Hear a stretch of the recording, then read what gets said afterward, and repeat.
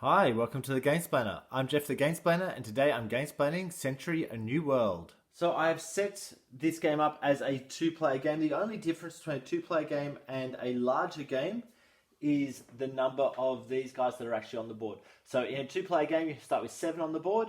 In anything larger, you start with only 6 on the board. The way this game plays is that you are placing those guys, the little meeples, out to locations that are available. Anything that has this marker on it is not available. So basically everything from here down and the bottom pair over there are not currently available. What you're trying to do is get combinations of cubes that match with any of the cards that are above the board. Once you claim that, there will be a bonus at the top of the card that's either an immediate bonus or an ongoing bonus, and there's endgame points. To start with, no one has anything, so you're just looking at the numbers within the meeples. So for example, this player might think, oh, I need a green, and so he would put 2 of his little guys there and take 1 of the green cubes.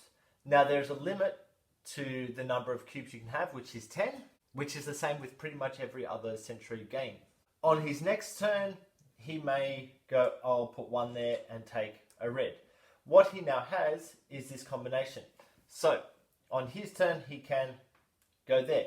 Now, when you go here, you're passing in the cubes for what is on the bottom of the card above where I've just placed it. This then goes into his pile with an ongoing bonus, which means that everything that has that symbol, which is all the ones at the top and then all the ones in this bottom part, have a -1 guy on it. What that means is that if he places here, he's still got to place 1 guy. If he places here, he only needs to place 1 guy instead of placing the 2.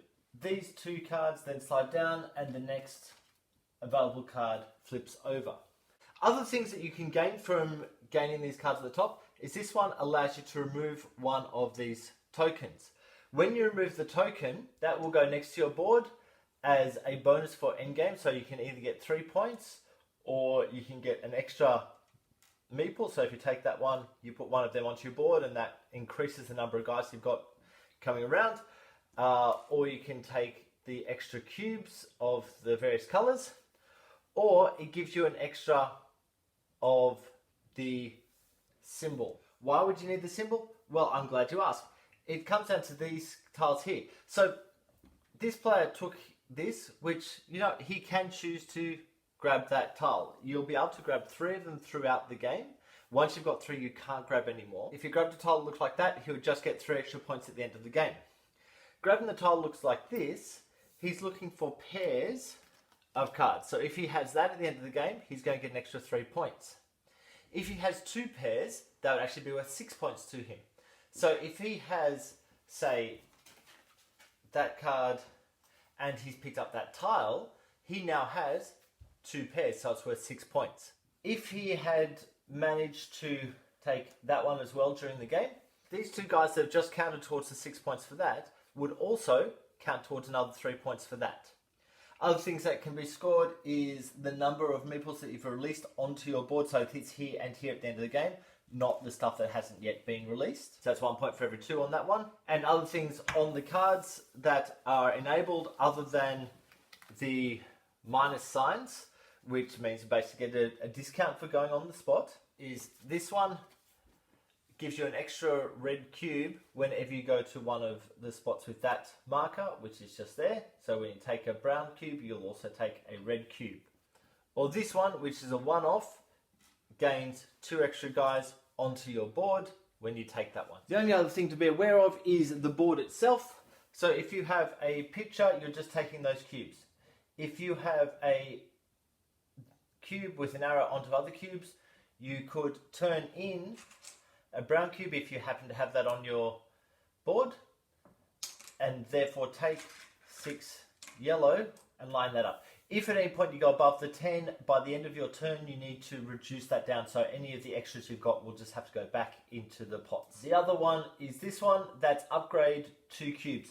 You could upgrade 2 yellows into reds, or if you went there now, so one guy there, could upgrade 1 red for 1 brown. So you can push 1 cube up twice or 2 cubes up once each. When it's the other person's turn, they have the option of taking one of the spots that you've already claimed, or they can go for themselves. So he could spend his 3 guys and get 1 brown cube, or if he really wants a green one, he can use his space. The only thing that's going to have to be aware of is that he needs to put 1 more guy on than you've got. So you will get those 2 back, and he's now put 3 in to start that to take his green cube. And that's the same with all of the available spots. So if you have used the benefit of a card to get something in a bit cheaper, then they will also get it cheaper, but they'll still need to pay 1 more guy than you have. If they have a card that talks about the spot and you have guys on there, they're still paying the full amount to replace your guys on the board. The other thing you can do on your turn, which you will need to do at various points, is if you have no guys that can go out or you just don't have anywhere to go, you can take guys back off the board. So pulling the guys back looks like that. That was your entire turn. It's now the other player's turn. You don't have to have an empty board to do that. You can do that at any stage. The only other thing to be aware of is that you are playing the game until one player has 8 of these cards. Once they have 8 of these cards, that will signify the final round and you'll complete the final round.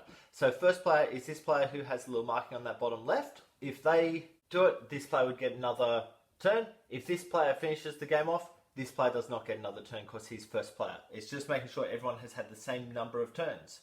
Points then come from all the points on the bottom of the cards, all the points that are added up with these, so that times however many of them you have. If you happen to have any of these tiles, that will gain extra points. They go into your points as well.